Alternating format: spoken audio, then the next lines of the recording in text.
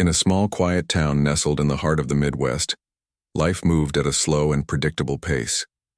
The streets were lined with old oak trees, their branches swaying gently in the breeze, while families gathered on porches to watch the sunset, paint the sky in hues of orange and pink.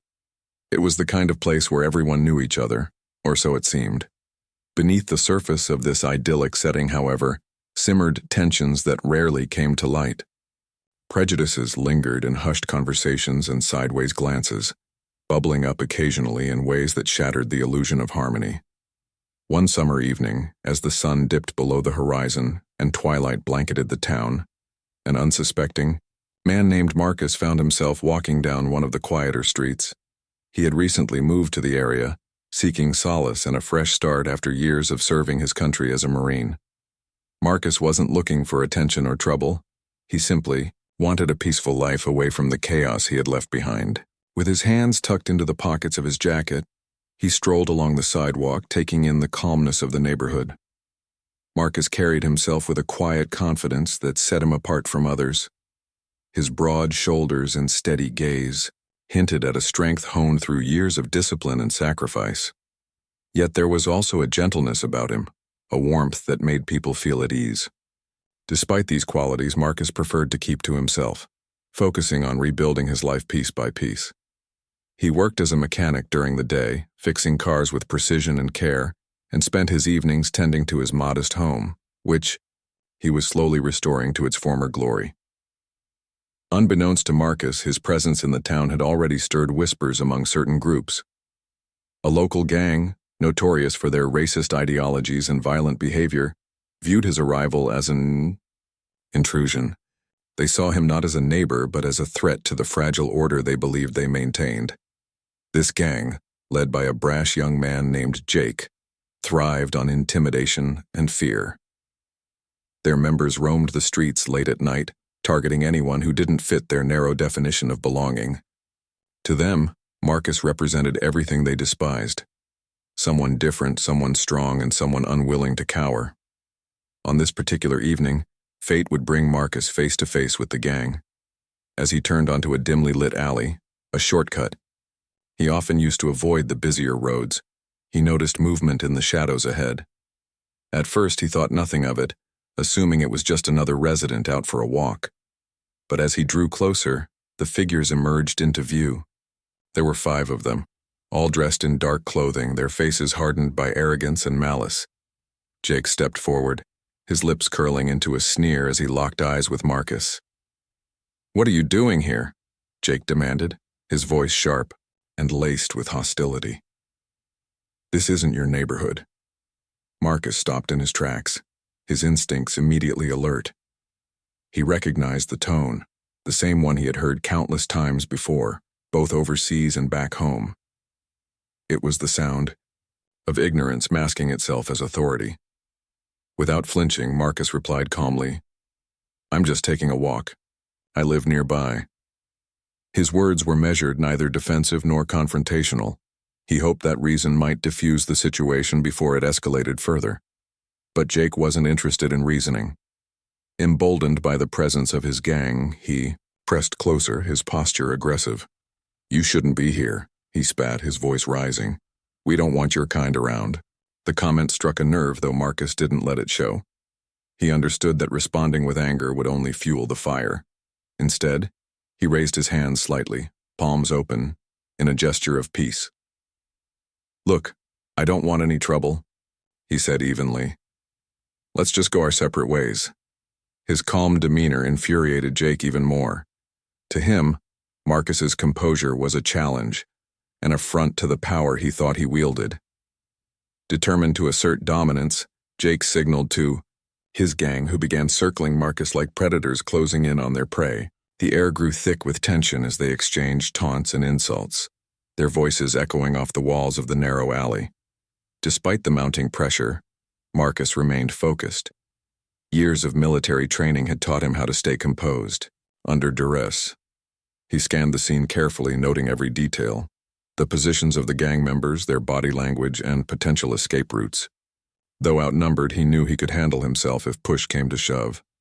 Still, he held on to the hope that the situation could be resolved without violence. Jake, however, had other plans. Growing impatient with Marcus's lack of reaction, he lunged forward, attempting to throw the first punch. In a flash, Marcus sidestepped the attack, grabbing Jake's arm and twisting it behind his back with practiced ease. The move was swift and precise, leaving no room for error. The rest of the gang froze, their bravado crumbling in the face of Marcus's skill.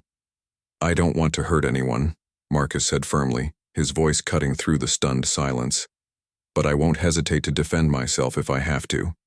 For a moment, no one moved. Then, realizing they were outmatched, one of the gang members shouted, "Let's get out of here!" Panic rippled through the group as they scrambled to retreat, disappearing into the night as quickly as they had appeared. Left standing alone in the alley, Marcus released Jake, who stumbled backward, clutching his arm. For a brief second, their eyes met. Jake's filled with fear and confusion, Marcus's unwavering and resolute. As the echoes of retreating footsteps faded, Marcus took a deep breath, letting the adrenaline coursing through his veins settle. He knew this wasn't the end. Word of what had happened would spread and the gang wouldn't forget. But for now, he allowed himself a moment of relief, grateful that the confrontation hadn't spiraled into something worse. Little did he know, this encounter would set off a chain of events that would change not only his life, but the lives of those around him, and perhaps even the town itself.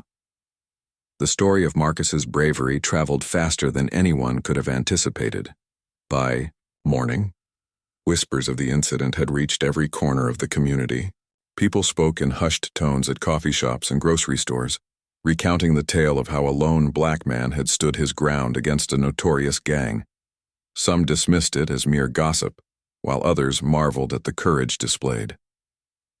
Among those intrigued was Sarah, a local journalist known for her dedication to uncovering untold stories. She sensed there was more to Marcus than met the eye and decided to dig deeper. Sarah approached Marcus later that afternoon, finding him working in the auto shop where he spent most of his days. With a notebook in hand and a warm smile, she introduced herself and asked if he would be willing to share his side of the story. At first, Marcus hesitated. He wasn't comfortable being in the spotlight and preferred to keep his past private. But something about Sarah's sincerity struck a chord with him. After a moment's consideration, he agreed to sit down with her over coffee. During their conversation, Marcus opened up about his time in the Marines, describing the challenges he faced as a black soldier in environments rife with discrimination. He recounted harrowing experiences from his tours overseas, where he had earned commendations for bravery and leadership. Yet despite his accomplishments, he emphasized that his greatest pride came from serving his country and protecting those who couldn't protect themselves. "I joined the military because I wanted to make a difference," Marcus explained, his voice steady and reflective. "But when I came back, I realized the battles we fight aren't always on foreign soil. Sometimes they're right here, at home, in our communities." Sarah listened intently, captivated not only by Marcus's actions but by the depth of character behind them. She asked why he had chosen to move to their town, expecting a simple answer. Instead, Marcus offered a thoughtful response. "I wanted a place where I could start over," he said. "Not because I'm running from anything, but because I believe in the power of change. If I can inspire even one person to see things differently, then it's worth it." By the end of their meeting, Sarah knew she had stumbled upon a story far greater than she had imagined. It wasn't just about a man defending himself against a gang. It was about resilience, dignity, and the quiet strength that comes from leading by example. As she prepared to write her article, she couldn't help but feel inspired by Marcus's humility and determination. What started as a routine assignment had transformed into something profound, a reminder that heroes exist, in unexpected places, often hiding in plain sight. The morning after the confrontation in the alley, the town buzzed with a mix of curiosity and unease. Word of Marcus's encounter with Jake and his gang had spread like wildfire, fueled by exaggerated retellings and wild speculation. Some claimed Marcus had single-handedly dismantled the entire gang, while others whispered that he possessed skills far beyond what any ordinary person could muster. The truth, however, was more nuanced and far more compelling. Sarah, the local journalist, who had interviewed Marcus, sat at her desk early that day, staring at her notes from their conversation. She couldn't shake the feeling that she had uncovered something extraordinary, not just a story about bravery, but a testament to resilience and humanity. As she began drafting her article, she carefully wove together Marcus's words, painting a picture of a man whose strength lay not in physical prowess alone, but in his unwavering moral compass. The headline read, "Local hero stands up to hate. Meet the man who defied prejudice." By mid-morning, the article was published online, and within hours, it went viral. Comments poured in from readers across the country, many expressing admiration for Marcus's courage and humility. Some shared their own stories of standing up against prejudice, while others admitted they had never considered the struggles faced by people of color in predominantly white communities. The response was overwhelming, and Sarah couldn't help but feel a sense of pride knowing she had played a role in amplifying Marcus's voice. Meanwhile, Marcus remained largely unaware of the impact his story was having. He spent the morning as usual, tinkering with cars at the auto shop and chatting casually with customers.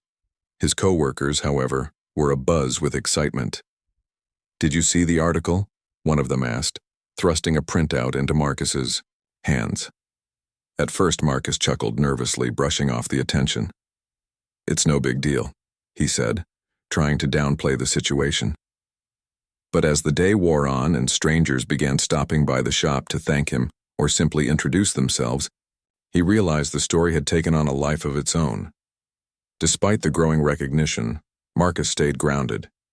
He didn't seek fame or validation. If anything, he felt uncomfortable being labeled a hero. To him, he had simply done what needed to be done, nothing more, nothing less. Yet he understood that his actions had resonated with people in ways he hadn't anticipated. That evening, as he closed up the shop and headed home, he reflected on the ripple effect of even the smallest acts of courage. While Marcus grappled with his newfound prominence, Jake and his gang were dealing with the fallout of their humiliating defeat. Back in their usual hangout, a dimly lit basement filled with graffiti-covered walls and the faint smell of stale beer, the atmosphere was tense. None of them had expected Marcus to fight back so effectively, let alone expose their weaknesses so publicly. For Jake, the embarrassment cut deeper than he cared to admit. As the gang sat in silence, nursing their bruised egos, Jake replayed the events of the previous night in his mind. He couldn't stop thinking about Marcus's calm demeanor during the confrontation, the way he had moved with precision and purpose, his every action deliberate and controlled. It was unlike anything Jake had ever encountered before. Most people either cowered in fear or lashed out recklessly when cornered. But Marcus had been different. There was a quiet authority about him, a confidence that seemed almost unshakable. "What do we do now?"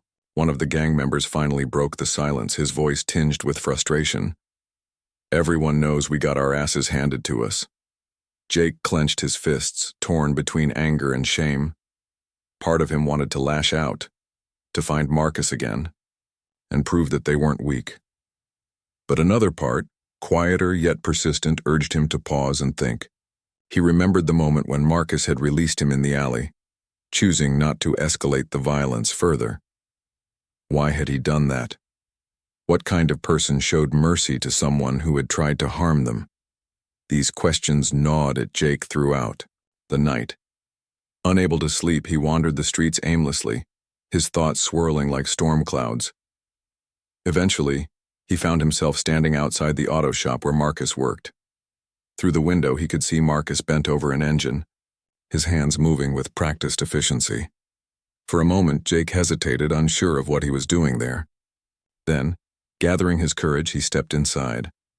Marcus looked up from his work, surprised to see Jake standing in the doorway. "Can I help you?" he asked, his tone neutral but not unfriendly. Jake shifted uncomfortably, fumbling for words. He stammered, his voice barely above a whisper. "I came to say sorry. For last night." The apology caught Marcus off guard, but he nodded slowly, inviting Jake to sit down. Over the next hour they talked, not as adversaries, but as two people trying to understand each other. Jake confessed his insecurities and fears, admitting that much of his aggression stemmed from a desire to belong. Marcus listened patiently, sharing his own experiences of facing prejudice and the importance of empathy in overcoming hatred. By the end of the conversation, Jake left the shop with a newfound perspective, one that would change the course of his life forever. Inspired. By his interaction with Marcus, Jake made a bold decision. He would leave the gang behind and seek a better path. It wasn't an easy choice. Breaking ties with the group meant risking retaliation and losing the only sense of identity he had ever known. But Jake knew he couldn't continue down the same destructive road. With Marcus's encouragement, he enrolled in a community college, program designed to help troubled youth turn their lives around. At first, Jake struggled to adjust. The classroom environment was foreign to him, and he often felt out of place among students who seemed worlds apart from his past. But Marcus continued to support him, offering guidance whenever Jake doubted himself. Slowly but surely, Jake began to find his footing. He discovered a passion for social work, driven by a desire to help others avoid the pitfalls he had once fallen into. Word of Jake's transformation reached the rest of the gang, sparking a divide among its members. Some dismissed him as a traitor, while others secretly admired his courage. Over time, a few followed in his footsteps, seeking redemption and a chance to rebuild their lives.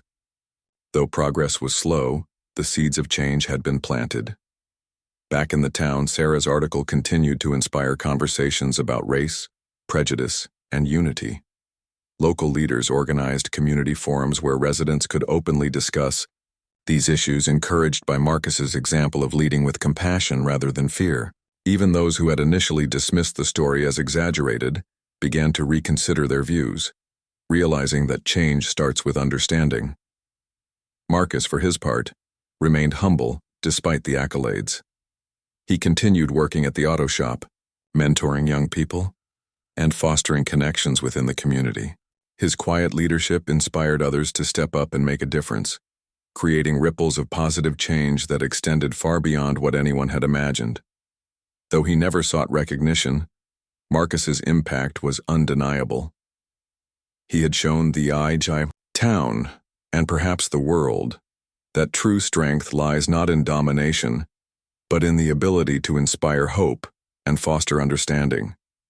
And as the sun set over the quiet Midwestern streets once again, Marcus stood tall, a living testament to the power of resilience, dignity, and the human spirit. Jake's decision to leave the gang behind was a turning point not just for him, but for the entire town.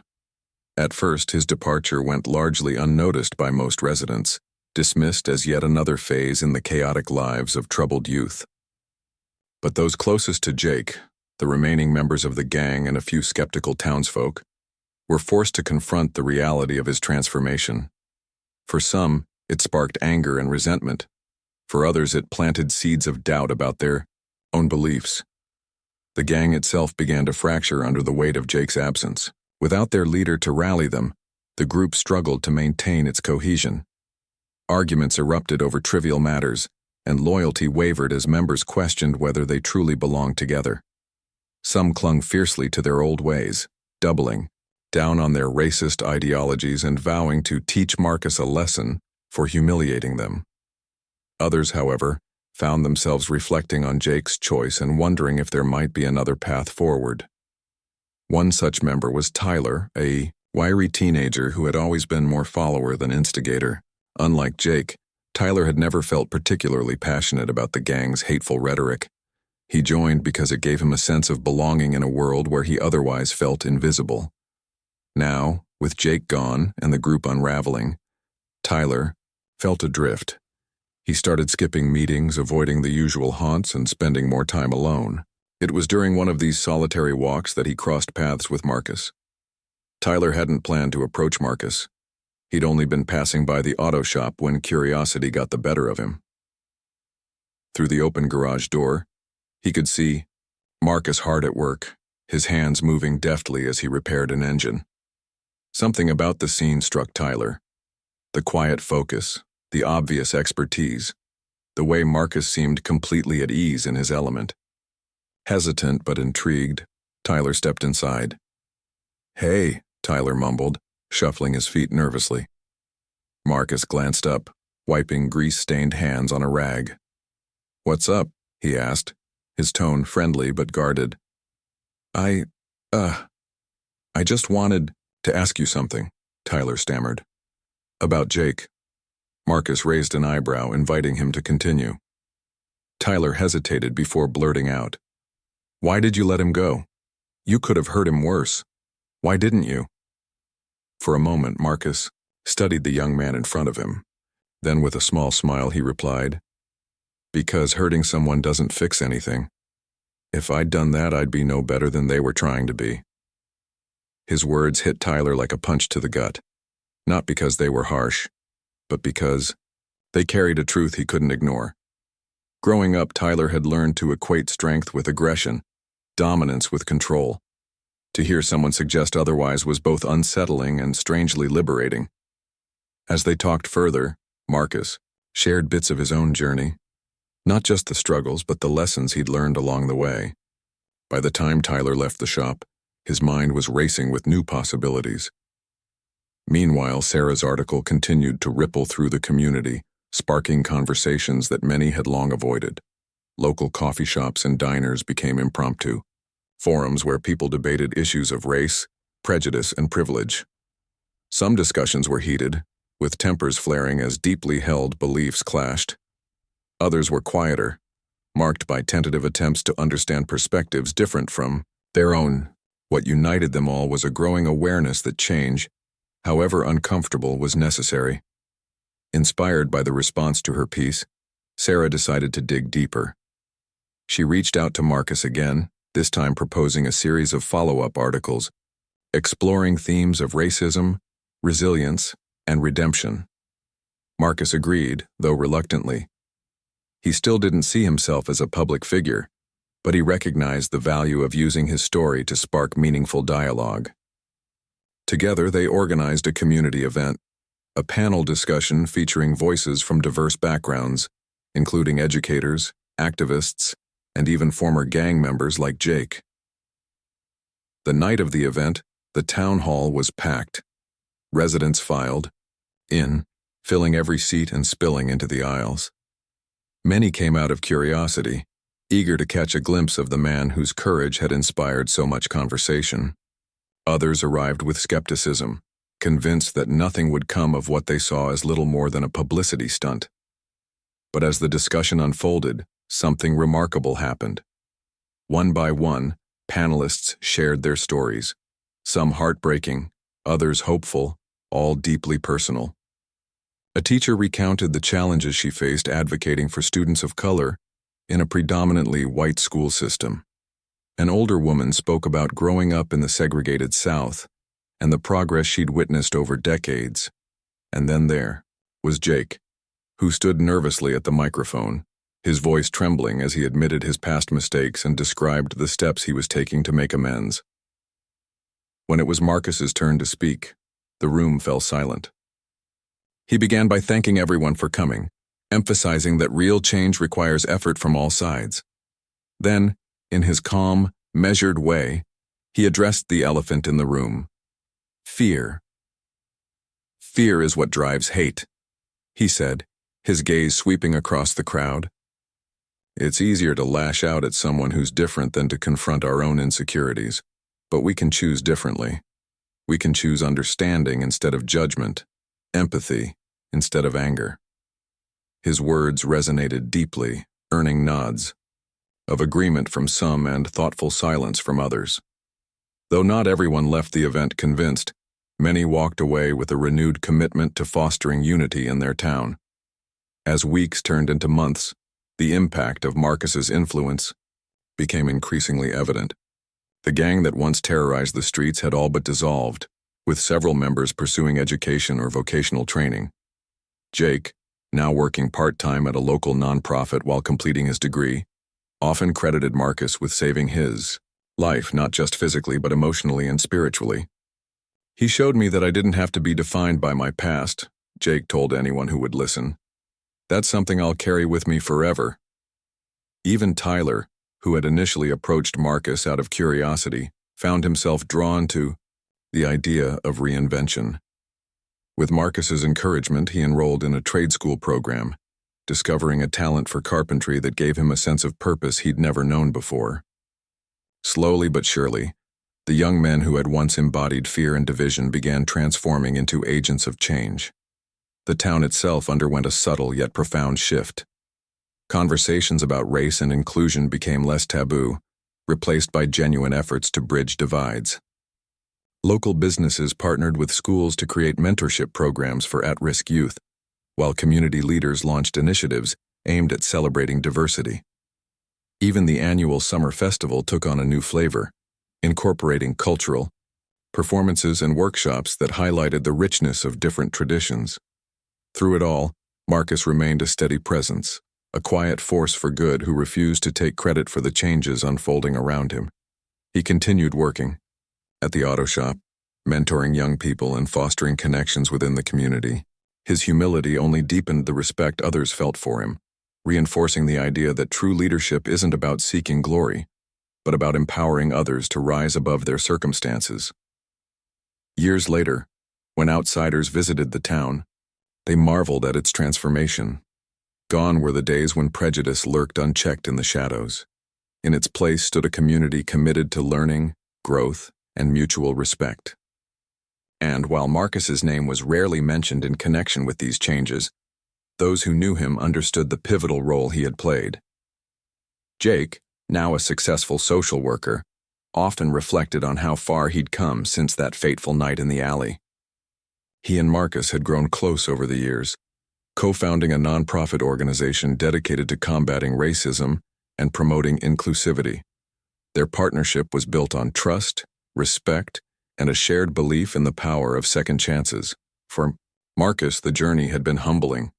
He had never sought recognition, yet he had become a symbol of hope, not because of his physical strength, but because of the grace and wisdom he demonstrated in the face of adversity. Through his actions, he had shown that real strength lies not in domination, but in the ability to inspire change. And so, as the sun set once again over the quiet Midwestern streets, casting long shadows across familiar landscapes, Marcus stood, tall, a beacon of light in a world often clouded by darkness. His legacy endured not as a tale of triumph over evil, but as a testament to the enduring power of compassion, understanding, and the human spirit. The changes that swept through the town were gradual, almost imperceptible at first, but over time they became undeniable. What had once been a community fractured by prejudice and fear began to heal, thanks in no small part to Marcus's quiet influence. Yet as the months passed, it became clear that his impact extended far beyond the immediate aftermath of the gang confrontation. People who had never met Marcus personally still felt the ripple effects of his actions, whether through stories shared by friends or the tangible improvements in their daily lives. One such person was Mrs. Evelyn Harper, a retired schoolteacher who had lived in the town for nearly 50 years. She had always prided herself on being open-minded, but even she admitted that she had turned a blind eye to certain injustices over the decades. "I thought if I wasn't actively hateful, then I was doing enough," she confessed during a community meeting one evening. But Marcus made me realize that silence can be just as harmful as hate. Mrs. Harper wasn't alone in her revelation. Across the town, residents were grappling with uncomfortable truths about themselves and their roles in perpetuating division. Some had long ignored the subtle acts of discrimination they witnessed, like the way black families were steered away from certain neighborhoods or how students of color were disproportionately disciplined in schools. Others had dismissed racist jokes as harmless banter, failing to recognize the harm they caused. But now, inspired by Marcus's example, many were taking steps to address these issues head-on. At the heart of this transformation was a newfound willingness to listen. Community forums became regular fixtures, providing safe spaces for people to share their experiences and concerns. These gatherings weren't always easy. Emotions often ran high, and disagreements sometimes erupted into heated debates. But what set them apart was the commitment to staying engaged, even when the conversations grew uncomfortable. Moderators encouraged participants to focus on solutions rather than blame, fostering an environment where progress could take root. Marcus played a key role in these discussions, though he rarely took center stage. Instead, he served as a guiding presence, offering insights drawn from his own life, while amplifying voices that might otherwise have gone unheard. His ability to connect with people from all walks of life earned him widespread respect, even among those who initially doubted his intentions. Slowly but surely, walls began to crumble, not overnight, but brick by brick. For Jake, the journey toward redemption was anything but smooth. Leaving the gang behind had been the first step, but breaking free from the mindset that had defined him for so long proved far more challenging. He faced resistance not only from former allies but also from within himself. Doubts crept in during moments of weakness. Am I really capable of change? Will anyone ever forgive me for what I've done? These questions haunted him, especially on nights when loneliness threatened to overwhelm him. The gang had been his family, however dysfunctional, and walking away meant severing ties with the only people who had ever accepted him without question. At times he considered giving up, returning to the familiarity of hatred and violence. But each time he remembered Marcus's words. Apologies aren't enough if you're not willing to change. Determined to honor that advice, Jake threw himself into his studies and volunteer work. He spent countless hours researching systemic racism and its effects on marginalized communities, determined to educate himself and others. He joined forces with local activists, organizing workshops and outreach programs aimed at addressing the root causes of prejudice. Though he stumbled along the way, missteps were inevitable. He refused to let setbacks derail him. One of Jake's proudest achievements came when he helped establish a mentorship program for at-risk youth. Modeled after the guidance he had received from Marcus, the initiative paired young people with positive role models who could provide support and encouragement. Many of the mentors were former gang members themselves, proof that change was possible, even for those who seemed beyond redemption. Watching these relationships blossom gave Jake a sense of purpose he had never known before. Tyler, too, found his footing in unexpected ways. After completing his trade school program, he landed a job with a local construction company specializing in affordable housing projects. It was hard work, both physically and mentally, but Tyler thrived in the structured environment. For the first time in his life, he felt like he was contributing something meaningful to the world. What surprised Tyler most, however, was the camaraderie he developed with his coworkers. Many of them came from backgrounds similar to his own, yet they had managed to build fulfilling lives despite their challenges. Their stories inspired him to dream bigger, to imagine a future where he could not only support himself, but also give back to the community that had given him a second chance. On weekends, Tyler volunteered with a nonprofit organization focused on urban renewal. Together with other volunteers, he helped renovate abandoned buildings, turning them into vibrant community centers and affordable housing units. One project in particular stood out, transforming an old warehouse into a multi-purpose space for art classes, job training, and recreational activities. When the grand opening finally arrived, Tyler stood proudly beside Marcus, who had played a pivotal role in securing funding for the initiative. "It's amazing what we can accomplish when we work together," Marcus remarked, surveying the bustling crowd. Families mingled, children laughed, and music filled the air, a stark contrast to the tension that had once gripped the town. Tyler nodded, feeling a swell of pride. This was what real strength looked like. Not domination or destruction, but collaboration and creation. As the town continued to evolve, so did its relationship with Marcus. Though he remained humble, deflecting praise whenever it came his way, there was no denying the profound impact he had made. Local leaders frequently sought his counsel on matters ranging from education reform to economic development. Parents introduced their children to him, hoping they might absorb some of his wisdom. Even strangers passing through town stopped by the auto shop just to thank him for inspiring them, whether directly or indirectly. Despite the admiration, Marcus never lost sight of his original goal, to live a simple, peaceful life.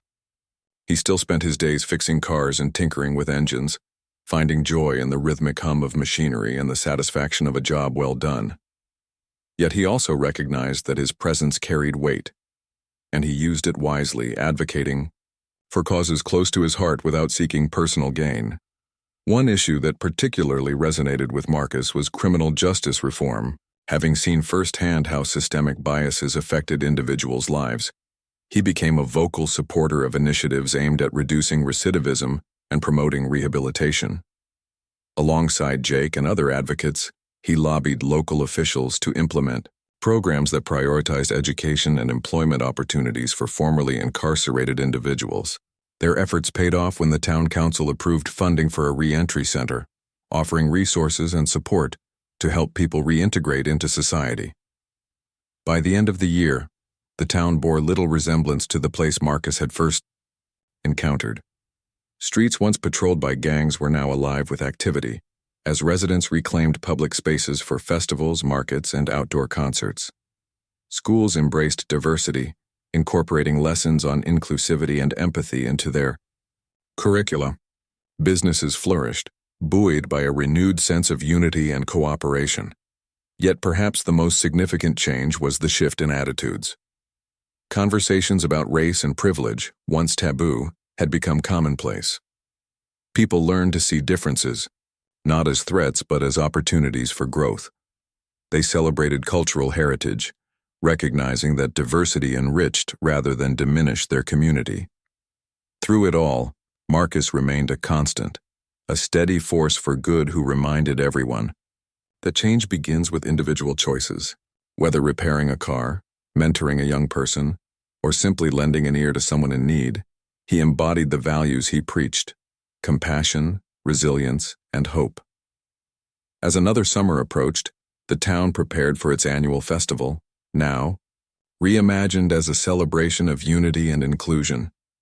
Booths lined the main street, showcasing food, crafts, and performances from cultures around the world. Children danced to lively music, while adults exchanged stories and laughter. In the midst of it all stood Marcus, watching with a quiet smile. He knew the journey wasn't over. There would always be challenges to face, prejudices to overcome. But for now, he allowed himself a moment of gratitude, knowing that every act of courage, no matter how small, contributed to something greater. And as the sun dipped below the horizon, casting a golden glow over the festivities, Marcus felt a deep sense of peace. Change was possible, not because of him alone, but because of the collective effort of a community determined to rise above its past. Years had passed since that fateful night in the alley, and the town had transformed in ways no one could have predicted. What began as a single act of courage by Marcus had sparked a chain reaction, touching lives far beyond what anyone initially imagined. The streets, once shadowed by fear and division, now buzzed with energy and purpose. Families gathered at parks, businesses thrived, and schools embraced diversity as a cornerstone of education. Yet, beneath the surface of this newfound harmony, lay reminders of the challenges overcome and the work still left to do. Marcus, now in his late 40s, continued living a life of quiet dedication. His days were filled with the familiar rhythm of repairing cars at the auto shop, mentoring young people, and participating in community initiatives. Though he never sought recognition, his presence remained a beacon of hope for many. To some, he was a hero. To others, a friend or mentor. But to everyone, he was proof that even the smallest acts of kindness and courage could ripple outward, creating waves of positive change. Jake's transformation stood as one of the most remarkable examples of this ripple effect. Once the leader of a racist gang, he was now a respected social worker known for his tireless advocacy on behalf of marginalized communities. He often joked that he owed his second chance to Marcus, though deep down he knew it wasn't just about gratitude, it was about accountability. Every time Jake stepped into a classroom to speak with troubled youth or lobbied local officials for policy changes, he carried Marcus's lessons with him: empathy over anger, understanding over judgment, action over silence. Tyler, too, had carved out a fulfilling life for himself. After completing his trade school program, he became a skilled carpenter, working on projects that revitalized neglected parts of the town. His volunteer work with urban renewal initiatives earned him widespread admiration, and he took pride in seeing spaces he'd helped restore become hubs of activity and connection. On weekends, Tyler often visited the re-entry center Marcus and Jake had championed, sharing his story with formerly incarcerated individuals and encouraging them to believe in their potential. "If I can turn things around," he'd say, "so can you." The nonprofit organization co-founded by Marcus and Jake grew into a cornerstone of the community. Named Unity Forward, it focused on addressing systemic issues like racism, poverty, and inequality while fostering dialogue and collaboration among residents. The organization hosted workshops, fundraisers, and cultural events that brought people together, breaking down barriers and building bridges. One of its flagship programs was a mentorship initiative pairing at-risk youth with role models who understood their struggles firsthand. Many participants credited the program with helping them avoid paths similar to those taken by Jake and Tyler in their younger years. For Marcus, Unity Forward represented more than just an organization. It symbolized the power of collective effort. While he stayed involved, offering guidance and support whenever needed, he encouraged others to take leadership roles. This approach ensured sustainability, empowering new generations to carry the torch of progress. As the organization expanded, so did its impact, reaching neighboring towns and inspiring similar initiatives across the region. Despite these successes, Marcus remained grounded. He understood that true change required constant vigilance and effort. Racism and prejudice hadn't vanished overnight. They persisted in subtle forms, requiring ongoing education and awareness. To combat this, Marcus worked closely with local schools to develop curricula, emphasizing empathy, critical thinking, and respect for diversity. Teachers reported noticeable improvements in student behavior and attitudes, noting that children were more willing to stand up against bullying and discrimination. As the years went by, Marcus's health began to show signs of wear. Decades of hard work, both physical labor in the auto shop and emotional labor in the community, took their toll. Friends noticed his movements slowing slightly, his energy waning after long days.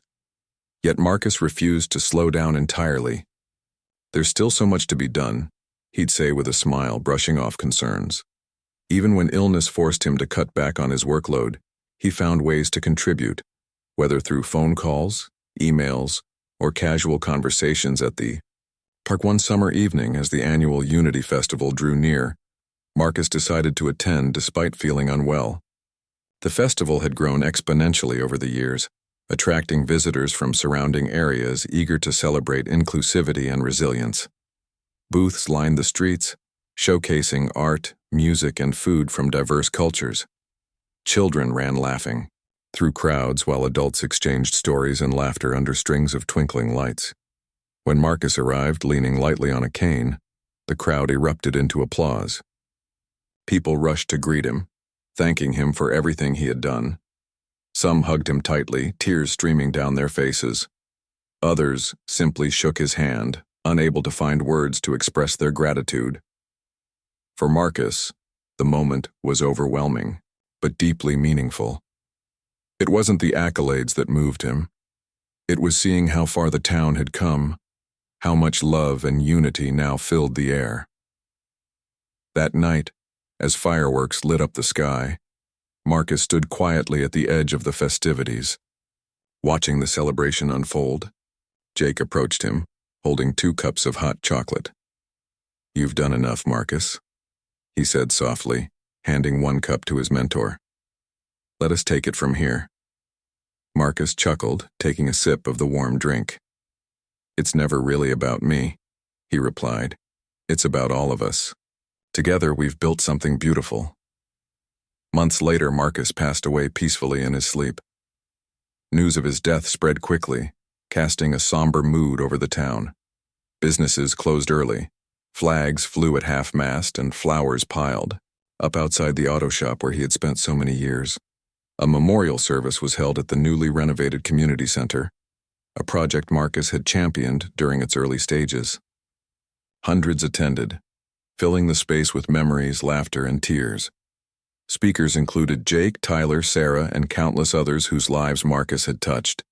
Each shared a story, highlighting his humility, wisdom, and unwavering commitment to justice. When Jake took the stage, his voice trembled with emotion. "Marcus taught me that redemption is possible," he said. "But more importantly, he taught me that real strength comes from lifting others up.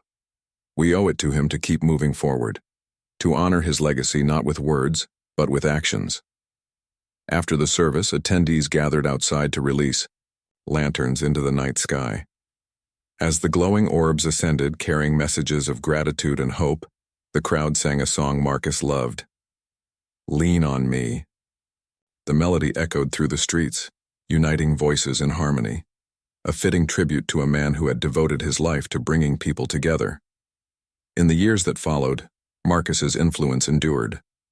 Unity Forward continued thriving, expanding its reach and tackling new challenges. Schools named scholarships after him, ensuring his values lived on in future leaders. Artists painted murals depicting his likeness alongside quotes that captured his essence. Empathy builds bridges. Courage inspires change. Together we rise. For Jake, Tyler, and countless others, Marcus remained a guiding light, even in his absence. They carried his lessons with them, passing them on to the next generation. And though the town faced setbacks and struggles, it faced them together, drawing strength from the foundation Marcus had helped build. Underneath the starlit skies of the Midwest, the town stood as a testament to the power of compassion, resilience, and unity. Its journey had been long and difficult, marked by moments of darkness and doubt, but through it all one truth shone brightly, that even the smallest acts of courage can spark revolutions, transforming not only individuals but entire communities. And in the hearts of those who remembered him, Marcus's spirit burned eternal, reminder that change begins with a single step, taken boldly and with love.